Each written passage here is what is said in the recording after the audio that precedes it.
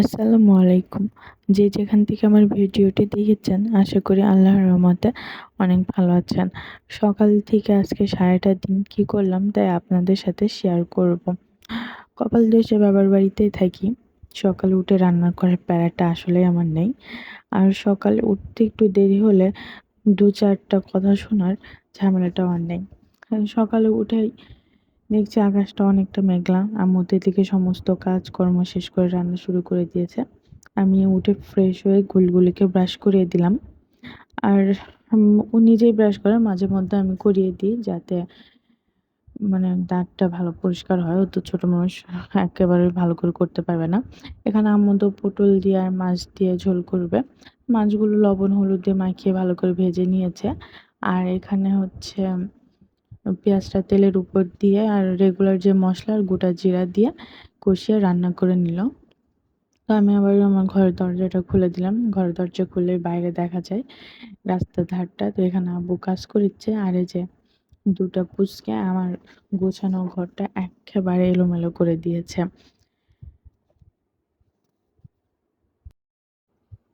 আমার মেয়েটা বেশ গোছালো কিন্তু মাঝে মধ্যে একটু ছেলেমানুষি করে ফেলে। আসলে কি জানেন, আমার মেয়েটা বেশ অবহেলিত। আমার আমার আমি সবসময় আরকি হচ্ছে ইচ্ছা করলে ওকে ফুল টাইমটা দিতে পারি না। আমার ভীষণ ইচ্ছা করে ওকে সবসময় বুকের পাশে আগলে রাখি। ওকে আমি নিজে হাতে খাওয়াই দিই। কিন্তু হয় না। ওই সমস্ত কিছু ছোট ছেলেটাকে নিয়ে করতে, ওকে সামলাতে গিয়েই আর গুলগুলিটাকে আমার আর সময় দেওয়া হয়ে ওঠে না। তাই ও নিজেরটাই নিজেই করে নেয়।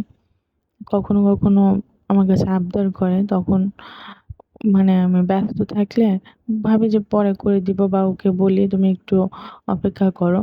ও বেশ অপেক্ষা করতে, করতে অনেক সময় মানে মনটা ওর খারাপ হয়ে যায় বা খাওয়া দেওয়ার কথা বললে আমি খাওয়াতে পারি না। যে একটু পর খাওয়াই দিচ্ছি, এমন ওই সময় হয় ও না খেয়ে থেকে যায় রাগ করে। এই আরকি। তো এখানে যে রান্না হয়ে গিয়েছে, এখানে আম্মু গরুর মাংস রান্না করবে, ডাল রান্না করবে আরো। তো মাসকলাই ডালটা রান্না করে নিচ্ছে আর মাংসটা মেরিনেট করে রেখে দিয়েছে সমস্ত মসলা দিয়ে। আর এদিকে তো আমি ওদের জন্য খাবারটাও রেডি করে খাওয়াই দিচ্ছি।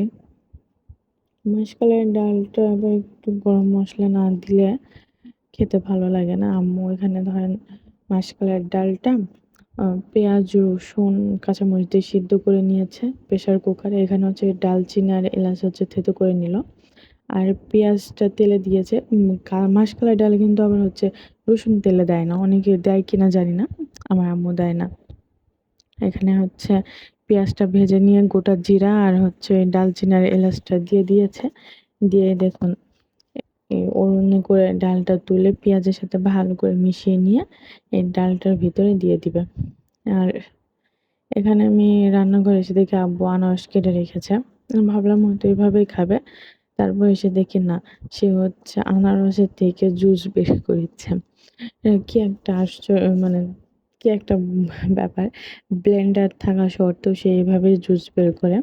আর এই জুসটা কিন্তু হচ্ছে তাই বা রায়হানের জন্য আব্বু বের করে নিচ্ছে। না তো বলি যে ব্লেন্ডারে জুস করো, ওটাতে সুবিধা হয় না। সে একই কথা সে এভাবে বের করবে, এটা নাকি ফ্রেশ হয়, ছাঁকাছাঁকির ঝামেলা কম হয়। আর ব্লেন্ডারে করলে নাকি হচ্ছে ওটা অনেক প্রচুর ফোম তৈরি হয়, এটা নাকি গ্যাস হয়, নানান ধরনের হচ্ছে অজুহাত হচ্ছে আমার সামনে দাঁড় করিয়ে দেয়। তাই আমিও আর কিছু বলি না। এভাবে যেভাবে সে করতে ভালোবাসে এভাবেই করুক। তো অর্ধেক আনারসটা আগের দিন জুস করে খাওয়াই দিয়েছে ওদের। আর আজকে অর্ধেকটা ছিল, সেটা করছে প্রায় হাফ কাপের বেশি হচ্ছে জুস হয়েছিল।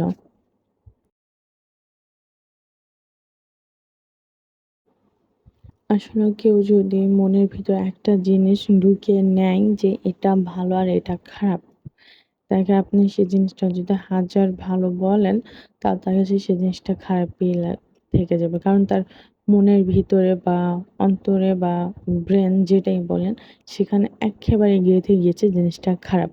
যেটা হাজারটা ভালো গুণ থাকলেও সে হচ্ছে সেটাকে খারাপই ভাববে। তো আমার আব্বুর ক্ষেত্রেও ঠিক তেমনই। সে যেটা আসলে মনে করে সে সেটাই হচ্ছে করে। তাকে আমরা হাজার বলার পরও সে সেটা মানতে রাজি নয়। তো আমরাও এজন্য হাল ছেড়ে দিয়েছি, আর কিছু বলি না। কিন্তু দেখুন অনেকখানি কিন্তু জুসটা হয়েছে, প্রায় হাফ কাপের মতো। এই সকালে রান্না করে খাওয়া-দাওয়া করে নিয়েছে মোটামুটি। তো মাংসটা আমি একটু পরে রান্না করলাম, এটা দুপুরে খাওয়ার জন্য। তো আম্মু ওদের নিয়ে একটু রুমের ভিতর আছে। তো আমি বললাম, "তুমি সকাল থেকে অনেক রান্না-বাড়া করছো, একটু ক্লান্ত লাগছে, রান্নাটা আমি করে নিই।" তো আমিও রান্নাঘরে এসে যেখানে এলাচ, গোলমরিচ এগুলো একটু থেতো করে নিচ্ছি। মাংস রান্নায় দিব। আর মাংস রান্নাটা তো রেগুলার যে মসলা, যে আদা বাটা, রসুন বাটা, তারপর কাঁচামরিচ বাটা, তারপর হচ্ছে হলুদ, ধনিয়া, জিরা, কাঁচামরিচ, লবণ, সামান্য একটু তেলও দিয়ে ভালো করে মাখিয়ে রেখেছিলাম। আর এখানে আমি কিছু গোটা জিরেও দিয়ে দিলাম। এটা একটু ভাঙা, ভাঙা করে নিব। তাহলে কাঁচা যে একটা স্ট্রং ফ্লেভার আছে সেটা ভালো আসবে। এবার তেলে হচ্ছে পেঁয়াজটা দিয়ে দিলাম। আর ওই যে গোটা গরম মসলা যেগুলো আছে, দালচিনি, তেজপাতা, এলাচ, গোলমরিচ, লবঙ্গ আর গোটা জিরা দিয়ে একটু ভেজে নিয়ে তারপর মেখে রাখা মশলাটা দিয়ে সুন্দর করে কষিয়ে নিব।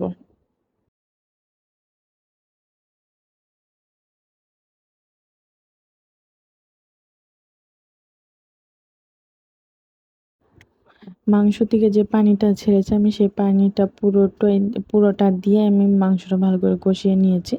আর তারপর হচ্ছে প্রেসার কুকারে ৩ থেকে ৪ টা সিটি দিয়ে নিয়েছি। আর এবার হচ্ছে একটু জিরা ভেজে দিব, গরম মসলা গুঁড়ো দিব। এখানে হচ্ছে এলাচ আর হচ্ছে জিরাটা ভালো করে টেলে নিয়ে গুঁড়া করে মাংসে আমি দিয়ে দিব। এটা দিলে কিন্তু মাংস একটা সুন্দর ফ্লেভার আসে। এখন অনেক কিনা মসলা এসেছে বাজারে, সেগুলো দিলে অনেক টেস্ট হয়। কিন্তু হ্যাঁ, গ্রামের মানুষেরা বলেন বা অনেক পুরনো যেসব রান্নাগুলো অনেকে করে না, আমার আম্মু, আমার নানি এদেরকে দেখছি এভাবে দিতে। এটা দিলে টেস্টটা অনেক বেশি ভালো লাগে আমার কাছে। এজন্য আমি বাজারের সেই কি বলবো গরম মসলা গুঁড়া থেকে এটাকে আমি বেশি পছন্দ করি। সিটি দেওয়া হয়ে গেছে মাংসটা, এবার আমি একটু ঝোলটা কমিয়ে নিব। চুলাতে দিয়ে দিলাম।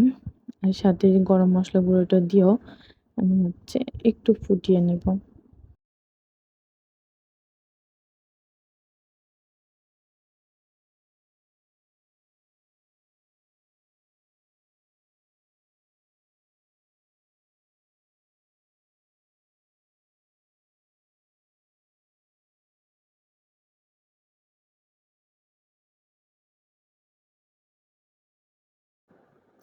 রান্নাটাও আমার শেষ হয়ে গেল। আর এদিকে রায়ানের গোসলেরও টাইম হয়ে গিয়েছিল।